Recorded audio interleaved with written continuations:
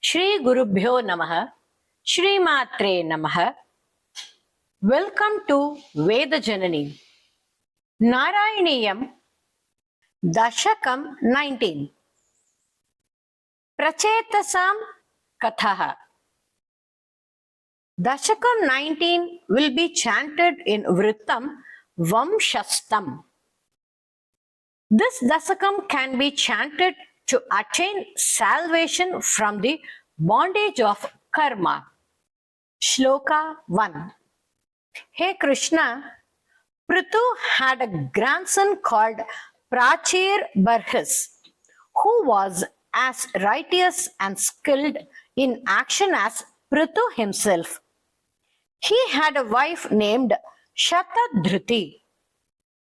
With your grace, Krishna, he had 10 children with a noble mind, collectively called as Prachetas.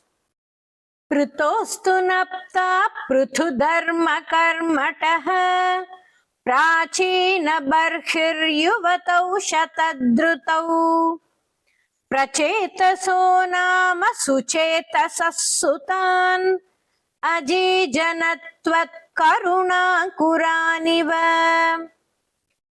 Prithostu napta prithudharma karmatah Prachina barhiryuvatau shatadhrutau Prachetaso nama suchetasassutan ajijanatvat karunankuraniva. Shloka 2. Hey Krishna, commanded by their father to increase the species, these 10 brothers who are firm believers in the importance of your worship reached the shores of the Western Ocean.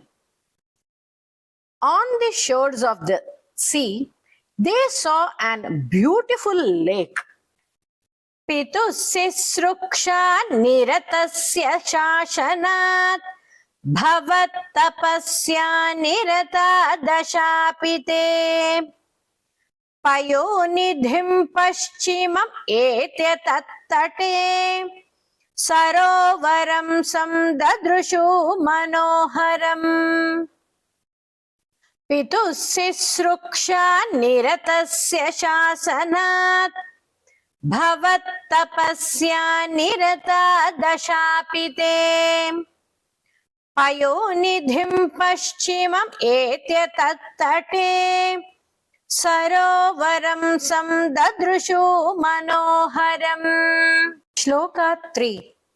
Hey Krishna, then Paramashiva, a dedicated devotee of yours, came to the sacred lake. Desiring of seeing your devotees, Shiva appeared before the Prachetas and taught them a hymn in praise of you, Krishna. Tada bhavattirtham idam samagato bhavo bhavatsevaka darshanadhrutah prakasham asadya pura prachetasam upadishat bhaktatamastavam. Tada bhavattirtham idam samagato Bhavo bhavat sevaka darshanadhrutah prakasham asadya pura prachetasam upadishat bhaktatamastavam. Shloka 4.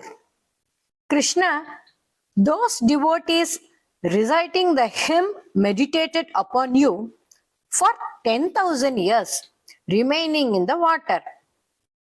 They had to spend this long time to attain and realize you, unlike Dhruva, who took only a very short time for the same.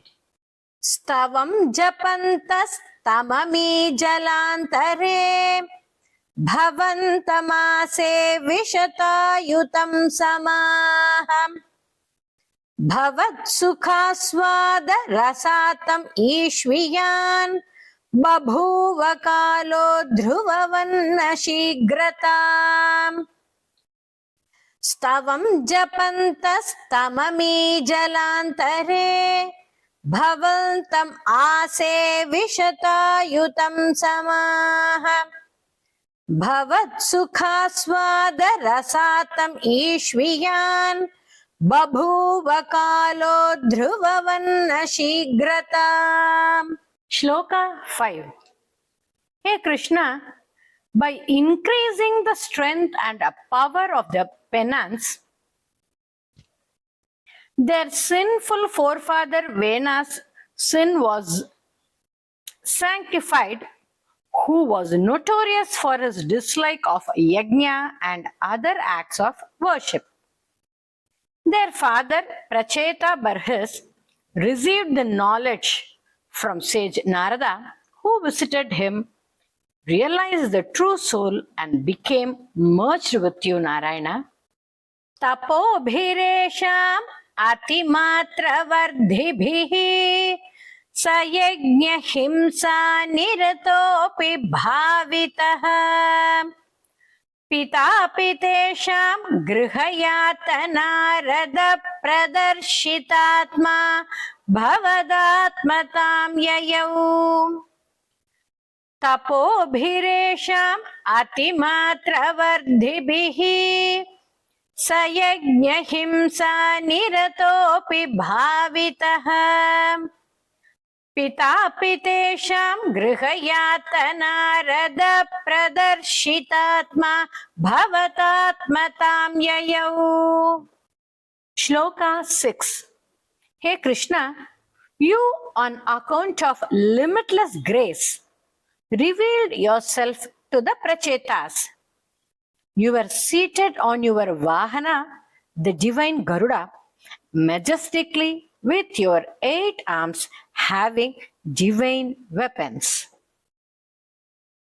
Kripa balenaiva pura prachetasam prakashamaga padakendra vahanah viraji chakradi varayudham shubhi bhujabhir ashtabhirutanjidadhyutihi कृपाबलेनैव पुरप्रचेतसां प्रकाशमागापदकेन्द्रवाहनः विराजिचक्रादिवरायुधांशुभिर्भुजाभिरष्टाभिरुदञ्चिदद्युतिः. Shloka 7. Hey Krishna, Guruvayurappa, out of your infinite compassion, you gave the Prachetas boons even without their asking you. May even you thought, let it be for the benefit of the humans and confer welfare on them, and may the Rudra hymn be the fulfiller of all desires, Krishna.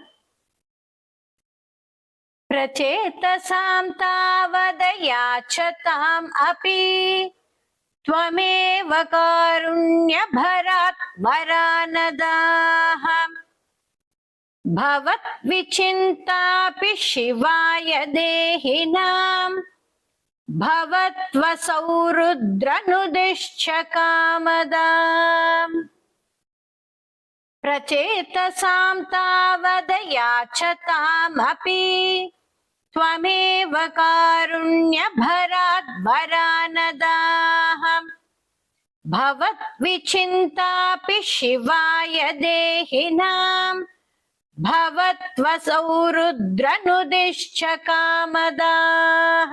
Hey Krishna, you told the Prachetas that they would get the daughter of trees, Kamala Lochana, as their wife and will enjoy happiness for 10 lakhs of years. Then they will beget a son called Daksha, and immediately thereafter they will reach you. You were greatly pleased with them and blessed them. Avapya kantam tanayam mahiruham तयारमध्वं दशलक्षवत्सरीं सुतोऽस्तु दक्षो ननु तत्क्षणाच्च माम् प्रयास्यतेति न्यगदो मुतैव तान् अवाप्य कान्तां तनयां महीरुहां तया रमध्वं दशलक्षवत्सरीम् सुतोऽस्तु दक्षो ननु तत्क्षणाच्च माम् प्रयास्यतेति न्यगदो मुदैव तान्. Shloka 9. Krishna, after this, the Prachetas got angry by the wild growth of trees in the forest, causing hindrance to the people, and they began to burn the trees, but were stopped by Brahma. The trees gave their daughter Kamalalochana in marriage to the Prachetas, who lived happily thereafter for the period indicated by you, Krishna. Tatashchate bhutala rodhinastarun kridha dahanto druhine navaritaha drumaischa dattam tanayam avapyatam त्वदुक्तकालं सुखिनो भिरेमिरे ततश्च ते भूतलरोधिनस्तरून् कृधा दहन्तो द्रुहिणेन वारिताः द्रुमैश्च दत्तां तनयाम् अवाप्यतां त्वदुक्तकालं सुखिनो भिरेमिरे. Shloka 10. Hey Krishna, Guruvairappa, the Prachetas had a son, Daksha, born to them. They performed many yajna rituals. They received the highest knowledge about the true nature of the soul from Narada and attained liberation. Hey Guruvairappa, please protect me also. अवाप्य दक्षं च सुतं कृताध्वराः प्रचेतसो नारदलब्धया धियाम् अवापुरानन्दपदं तथाविदः त्वमीश वातालयनाथ पाहि माम्. अवाप्य दक्षं च सुतं कृताध्वराः प्रचेतसो नारदलब्धया धियाम् अवापुरानन्दपदं तथाविदः त्वमीश वातालयनाथ पाहि माम्. सर्वत्र गोविन्द नाम संकीर्तनम् Govinda Govinda. I request you to subscribe to Veda Janani and hit a like and share with your family and friends.